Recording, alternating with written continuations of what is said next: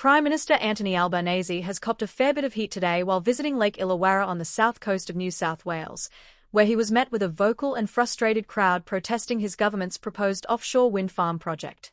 Among those leading the charge was Alex O'Brien, president of Responsible Future Illawarra, a group that has been pushing back against the project for quite some time.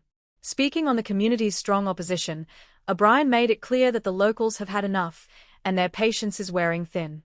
The Prime Minister was heckled relentlessly as he arrived, with members of the public shouting and booing, making it crystal clear how they felt about his plan. The whole scene played out in front of the media, and if there was any doubt about how the Illawarra community feels, today erased it. Now, let's not forget, this isn't just a small, disgruntled group kicking up a fuss. According to O'Brien, a solid 65% of the community is against the project, and that figure isn't plucked out of thin air. The opposition is growing, with concerns ranging from the project's financial feasibility to its environmental impact and potential damage to local industries like tourism and commercial fishing. The government had previously planned a similar offshore wind farm off the Central Coast, but that project was scrapped, with several developers pulling out. O'Brien pointed out that the same thing is happening here in Illawarra. Developers are backing away, citing high costs, technical challenges, and the fact that the business case simply doesn't stack up. One of the biggest issues raised is the depth of the water off the Illawarra coastline, which ranges from 200 to 800 meters. As O'Brien explained, there are currently only 25 floating wind turbines in operation worldwide, yet Minister Chris Bowen is pushing for a whopping 600 of them just off the New South Wales coast.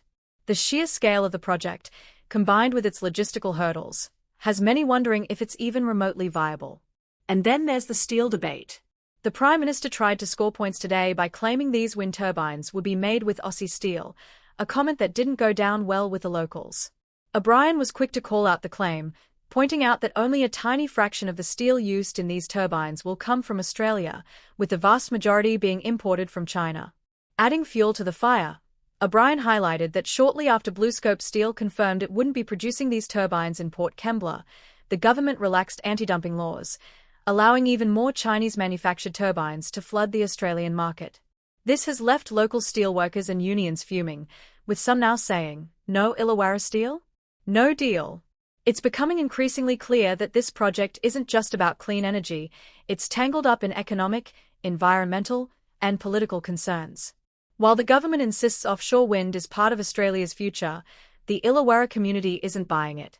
They are standing their ground, and today's protests sent a loud and clear message. For O'Brien and Responsible Future Illawarra, the fight is far from over. With developers stepping away, community opposition growing, and the business case looking shakier by the day, pressure is mounting on the government to rethink its approach. One thing's for sure, today was a PR disaster for Anthony Albanese, and the backlash isn't going away anytime soon. Whether the government doubles down or backs off, the Illawarra community has made its stance clear. They don't want these turbines off their coastline. We'll keep an eye on this story as it unfolds. If you enjoyed the coverage, don't forget to like, share, and subscribe for more updates. Let us know your thoughts in the comments below.